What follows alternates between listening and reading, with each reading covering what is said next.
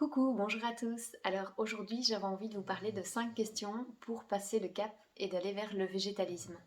5 questions pourquoi? Parce que c'est souvent les questions qu'on se pose quand on a envie de commencer et quand on veut découvrir le végétalisme. Première question, pourquoi? Donc souvent c'est pour l'éthique, la deuxième raison, c'est pour la santé et la troisième raison, c'est pour l'écologie.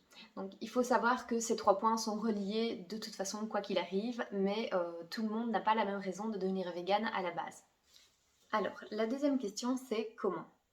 Donc comment devenir végétalien et comment devenir vegan? Alors, être végétalien, c'est ne pas consommer de produits animaux au niveau de l'alimentation. Être vegan, c'est ne pas consommer de produits animaux sous toutes ses formes.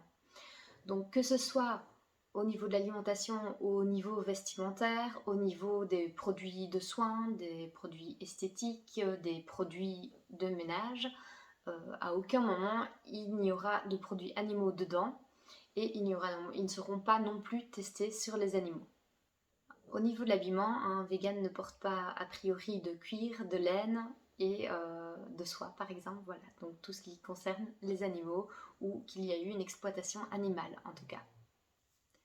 Alors, la troisième question, c'est faut-il jeter tout ce que l'on possède? Eh bien, non. Non ou oui, c'est vous qui décidez. Voilà, personne ne peut vous dicter votre conduite exactement et vous dire ce que vous devez faire de vos affaires. Si vous avez la veste de votre grand-père en cuir qu'il a depuis qu'il est adolescent, ou que vous avez vous une veste que vous adorez, c'est votre choix personnel. Vous ne devez pas vous culpabiliser à cause de ça. Vous gardez ce que vous avez envie. Après, c'est sûr que vous n'en achèterez plus parce que vous saurez ce qui se passe réellement. Vos œillères seront parties. Par exemple, nous, on avait un salon en cuir. Et j'avoue que bon, ici, on l'avait ramené dans la maison. Et j'ai pas trop envie, quoi. Je me sentais pas très bien avec ça. Du coup, nous, on a pris la décision à deux et on l'a vendu. J'ai un petit sac de ma mamie que j'ai récupéré quand elle est décédée et ça j'avoue que voilà je le garde. Je le garde, je ne l'utilise pas mais je le garde et même si encore j'avais envie de l'utiliser, c'est mon choix. Mais je sais que c'est de la peau, je sais que c'est un animal qui est mort, tout ça je le sais. La question numéro 4, c'est comment le dire à ses proches. On appréhende souvent ce moment où on va devoir en parler parce que ça commence à se voir qu'on n'accepte plus de manger de la viande à table, évidemment, hein, et du coup, on se sent pas très bien par rapport à tout ça. Alors, un conseil que j'ai à vous donner, c'est cultivez-vous. Allez vous nourrir des informations que vous pouvez trouver sur Internet et ayez, ayez la conscience tranquille en fait de pouvoir vous défendre. J'ai eu des proches, en tout cas ma famille très très proche, comme mes parents, ils l'ont très bien pris. Eux-mêmes ont diminué leur consommation de viande, donc ça c'est génial. Mais j'ai eu des amis qui vraiment n'ont pas arrêté de se moquer de moi, de me faire des réflexions et je l'ai très mal vécu. Alors ce ne sont pas mes amis les plus proches, mais ce sont des amis quand même. Et c'était tout le temps en fait. À chaque fois que je les voyais, c'était des gens que je voyais quand même plusieurs fois par semaine. Il fallait qu'on me charrie avec quelque chose par rapport aux animaux quoi. Alors encore aujourd'hui on le fait évidemment, mais maintenant je ne suis plus révoltée comme je l'étais au début. On est vraiment révolté à un point inimaginable et puis on a envie de pleurer tout le temps quoi limite. Bon, du coup voilà, essayez de garder une conversation constructive. Et puis, si des gens reviennent tout le temps à la charge avec certaines choses et qu'ils n'ont pas compris, laissez tomber. Ça ne vaut pas la peine de s'énerver pour ça en fait. Il y a bien d'autres choses qui sont plus importantes en fait. Et du coup, mettre votre énergie à répondre à des gens qui, qui n'ont pas envie de comprendre parce qu'ils ont peur en fait, c'est ça, ils ont peur que vous essayiez de les faire changer. Et évidemment qu'on a envie de ça au début, on a envie que tout le monde devienne comme nous, on a envie de faire enlever ses œillères et que les gens comprennent exactement ce qui se passe. Mais il n'y a rien à faire, il y a des gens qui n'ont pas envie parce que c'est ancré dans notre éducation de manger de la viande et consommer des produits laitiers et animaux. Donc voilà,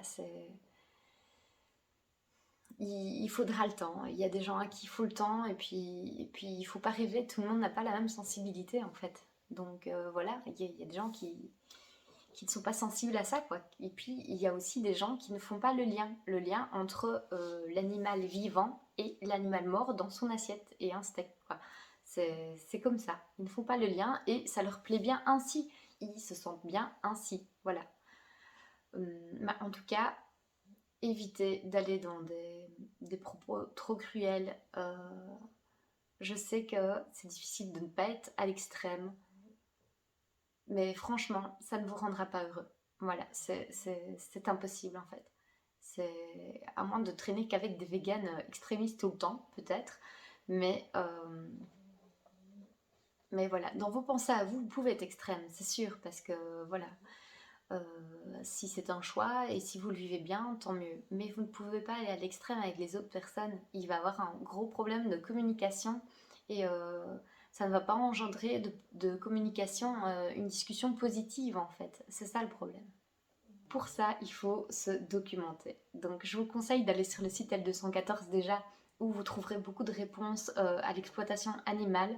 C'est sûr que ce sont des vidéos 100% souffrance, mais voilà, il faut savoir, il faut connaître pour pouvoir en parler en fait, et pour pouvoir partager avec les gens qui vont vous poser des questions. Alors attention, il y a des questions bateaux, ça on en parlera dans une autre vidéo, et je vous donnerai des petites astuces aussi de savoir quoi répondre et pour ne pas être non plus toujours dans l'agressivité. Donc il va falloir prendre des pinces pour parler à votre entourage, pour lui faire comprendre que vous vivez aussi cette souffrance pour le moment et que vous ne demandez pas la lune, vous demandez juste d'être un minimum compris et que c'est votre choix et qu'il faut vous accepter comme ça, que maintenant vous êtes devenu comme ça. Voilà. Alors, la dernière question qu'on se pose souvent, c'est qu'est-ce qu'on va manger? Très souvent, on a l'impression qu'on va devoir se priver de tout. Du coup, si on regarde un peu les étiquettes, ah bah là il y a de la poudre de lait, là il y a ci, il y a ça, et en fin de compte, on a l'impression qu'on ne peut plus rien manger. Mais c'est complètement faux. En fait, vous allez voir que petit à petit, vous allez vous instruire par rapport à l'alimentation et vous allez découvrir de nouvelles saveurs, plein de nouvelles choses en fait que vous allez pouvoir manger. Et du coup, vous allez voir que vous allez manger beaucoup plus diversifié qu'avant et beaucoup plus diversifié qu'un omnivore. Et ça, c'est incroyable en fait, toute la panoplie de choses qu'il y a à faire, qu'il y a à découvrir, qu'il y a à manger. Et puis ça vous ramène aussi aux vraies valeurs des aliments, donc aux aliments bruts et à tout ce que la nature a à nous offrir en fait. Pensez à nos petits poilus, voilà, ils sont tellement gentils, tellement doux. Hein, Tsuki? Oui, et je suis désolée parce que Tsuki adore ronfler. Hein? Oui, tu peux appuyer sa maman. Merci en tout cas de m'avoir écouté et on vous dit à bientôt.